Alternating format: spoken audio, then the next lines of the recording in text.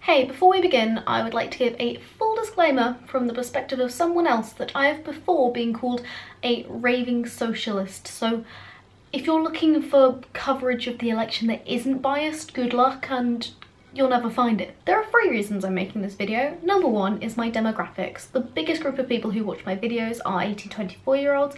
Next is 25 to 34-year-olds, and just below that is 13 to 17-year-olds, and I think those are some of the most important people who need to listen about this general election. Voting turnouts for 18 to 24-year-olds is so low. It needs to be so much higher because this is our future that you get to vote on. I know lots of people find politics boring. They say it's impossible to engage young people in politics, but I think I'm gonna give it a try because it's something I'm so passionate about and something I want to make easy, understandable content and bring it to as many people as I possibly can. Just as important as those who can vote are the people who can't yet because they're not old enough, because that is the age people might switch off. I want to make sure that you have an actual politics education, as it's still not in the national curriculum. Number 2 is because this vote is incredibly important. Not only will this be the government that we have for the next 5 years, it is the government that is leading Brexit negotiations, and if you think that Brexit isn't that important, you're wrong. Brexit is going to define our international interests with Europe for the next century, your entire lifetime probably. Brexit negotiations are going to define our country. It might define our United Kingdom, it might split the United Kingdom. It's going to impact our international relations, not just with Europe, but probably with the entire world at this point. It affects the moral compass of our country, and who we want to be leading and representing us in those talks is incredibly important. So it isn't just about who has the best policies, maybe who has the best strategy for your particular constituency. Overall, it's just going to be an incredible vote.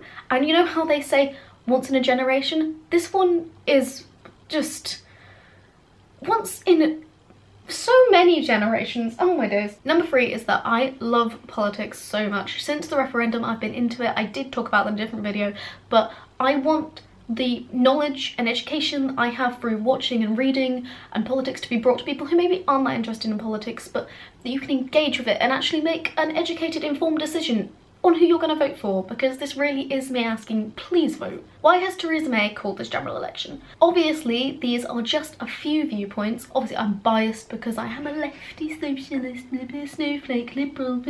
I'm going to try and give you facts, and I'm going to try and give you balanced arguments, basically. Number 1 is probably to get a higher Tory majority. Basically, that means that more people in the Conservative Party will be sitting in the House of Parliament, and that means they can vote in the House of Parliament, and that means that the Tories can get through their policies much easier. We're not quite sure if this is so she can go for a harder Brexit, she doesn't have to worry about the opposition challenging her, or if that means she can go for a softer Brexit because she doesn't have to worry about the votes of the Tory, hard Brexiteers, basically. Also, overall, having a higher Tory majority just means that she's doing better, she has more freedom to do whatever she wants with less opposition from the Labour Party and the Liberals and UKIP, or whatever.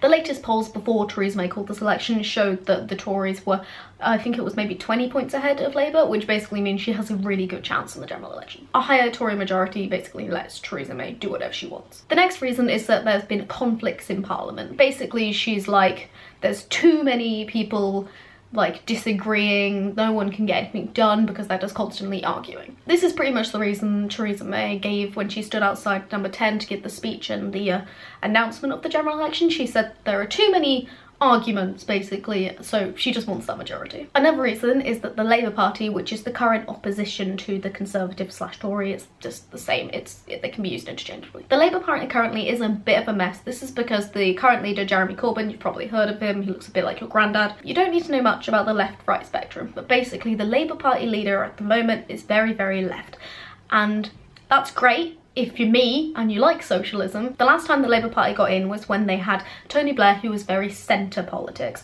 and that basically means you take a little bit of both sides and you kind of go down the middle and you basically compromise.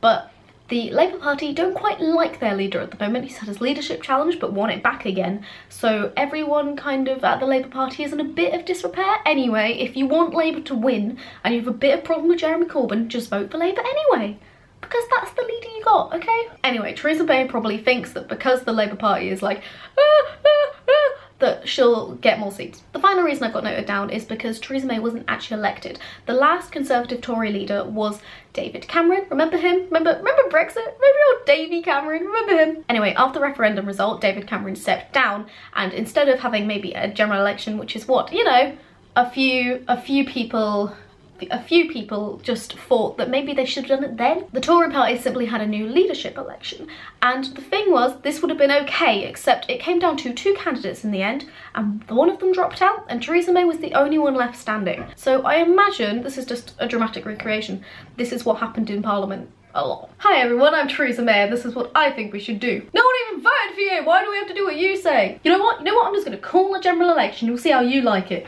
I have just chaired a meeting of the Cabinet where we agreed that the government should call a general election. As you can see, that was very accurate representation of what actually happened. Why you should vote. Okay, I know a lot of you are probably thinking, Helen, I don't really follow politics. I don't really know if I should vote. I don't really want to vote. I don't really want to go back. You should vote because other people can't. Your ability to vote is a privilege. There are lots of reasons why you should vote. I vote simply, okay, I know I'm interested in politics and I care about having my say, but literally, people died. I can get quite angry and emotional about this topic because I've had lots of debates about it in the past. If you're a woman, you should vote because people died for you to have that vote. There has been protests for women to have the vote. Someone threw themselves underneath a horse in order for you to vote. That happened. If you don't know anything about the suffragettes or old feminist movements about rights, people died, people chained themselves to railings because they wanted to vote. You should take that privilege that you have now and you should vote. Just one day, you just have to go down to your nearest polling booth and do a little X. That's it. The second reason is directed at young people. I don't think, personally, that Theresa May wants you to vote because Theresa May is a Conservative. And you know who doesn't normally vote for Conservatives? 18 to 24-year-olds or young people in general, because we don't like their policies. So Theresa May, she doesn't want you to vote. Theresa May isn't going on TV debates. You know why Theresa May isn't going on TV debates? Because young people watch TV debates. TV debates engage young people, and she doesn't want them to happen. Because young people will watch them, and they'll see that her policies aren't that good, and they will not vote for her. You should vote just to annoy Theresa May. And some of you might be thinking, Helen, I thought this was going to be a neutral, not lefty socialist kind of... Theresa May is a snake. In my defence, you know why she's a snake?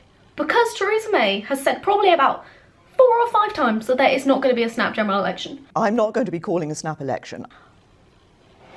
We're having a snap general election. She's a snake. The final reason, as I said earlier, is because this is such an important vote, and I am so excited that I am privileged enough to be the right age to vote. And think about it. Think of the number of 17-and-a-half-year-olds who want to vote on this so badly because they want to hear their viewpoint heard. If you don't know who to vote for, ask someone you trust and respect, or someone that can't vote, and you can do their vote for them. Now, I'm not going to tell you who to vote for. Obviously, I have my bias, and if you want to know my opinion, I am currently debating Labour versus Lib Dem, and I will be watching the TV debates and actually come up with a final reason. And if you'd like to hear that, you're welcome to ask me in the comments when I'll finally decide. If you don't know who you want to vote for, but you do want to vote, and you're not very engaged with politics and you kind of don't really know what's happening, I've got 3 simple solutions for you. Number 1, there is a website called uk.isidewith.com. This will give you a list of questions with yes or no answers, or other options if you prefer, and you answer them. It takes probably about 10 minutes, and then it will tell you whose policies you side with the most. One of the problems with this quiz is that it doesn't actually ask you where you're from, and I got mostly SNP when I don't live in Scotland. So if you just kind of want someone to tell you who to vote for, that quiz is perfect. It will tell you what percentage you agree, what bits you agree with. You can say what's most important to you and what's least important to you. So the longer you spend on it, the better reflection you'll have, but it is just yes and no questions, and you don't have to think too much about it if you just want a quick this is who you should vote for. Number 2, if you simply don't want the Conservatives in charge, who are the people now, if you don't like them, that's Theresa May, that's what David Cameron, that's Michael Gove, that's what they're doing right now, what you do is you Google your constituency, which you can find by typing in your postcode. You Google your constituency, you find out what the results were for 2015, and then you vote for whoever came second, unless it's UKIP, because we don't want UKIP in charge. I mean, then you vote for whoever came second. This just means that people who were second most popular are likely to get in. Thirdly, I will be making a video. In that video, I will be breaking the top 5 and also the regional parties down for you with as many facts, my opinions probably, I'm sorry, I'm me, and I will be letting you know what they all think, and then you can weigh up your own opinion. Now this is the important part. If you haven't registered to vote yet, you have until the 22nd of May. Please go and do it. You can register to vote if you're 16, I think, but you can't actually vote until you're 18. I'm sorry, I wish that was changed. I made a video of it in my first ever VDM that I think 16-year-olds should be able to vote, but that's the law at the moment. Please register to vote, and please vote. Now, if you're a uni student, I have some facts for you. You can register at home and also at university. You can have 2 addresses assigned to your name. You can also register for a postal vote if you want to vote in a certain constituency, especially if you want to do tactical voting. I would recommend a postal vote because you can vote for the one with the smallest majority. The vote itself is on June the 8th. If you're going to be out of the country, you can also register for a postal vote. I'm going to leave some links in the description for you. First of all is the government page where you can actually register to vote, so you don't have to go around. It's really not very hard to find though. You can just type in register to vote, and I think it's the first one. Next, I'm going to leave the Who I Side With quiz down at the bottom. Basically, if you've already decided to vote, taking this quiz will just either confirm that or maybe make you question a little bit what you think. I'm also going to leave a YouTuber called Izzy Inkpen down the bottom because she is going to make much better, probably well more informed video than I'm going to, because she is lovely and has blue hair. Why not watch her? Finally, I'm going to link Owen Jones's channel. He is a journalist. He is very Labour. He writes for The Guardian, so if you're a socialist snowflake like me, you do like him because he's a journalist. He gets to do lots of interviews with politicians and stuff, and I'm sure he'll be doing lots of coverage of this election. So if you want to see some vaguely biased but not always in a bad way content, I would recommend him. Also in the description I will put a link to comedian Russell Brand's channel. He does a lot of comedic analysing of lots of party political broadcasts and interviews and stuff, so that's cool, check that out. I thought one last thing I'm going to put in the description is a link to a podcast called What Am Politics. The podcast is basically 2 Irish guys. One of them knows about politics, the other one doesn't, and they explain simple concepts about politics each week. It generally focuses on American politics because one of them's in America, also Irish politics because they're both Irish, but also UK politics and European politics, so I would recommend watching. Listening. Okay, if you want to see more videos from me, like who I'm gonna vote for and why, and breakdowns of the political parties, click subscribe on my face. And then here's my last video where we danced around a lot because everything's got a bit heavy all of a sudden. Let's do that. Cool? It's been lovely talking to you. I hope you enjoyed the video and I will see you soon.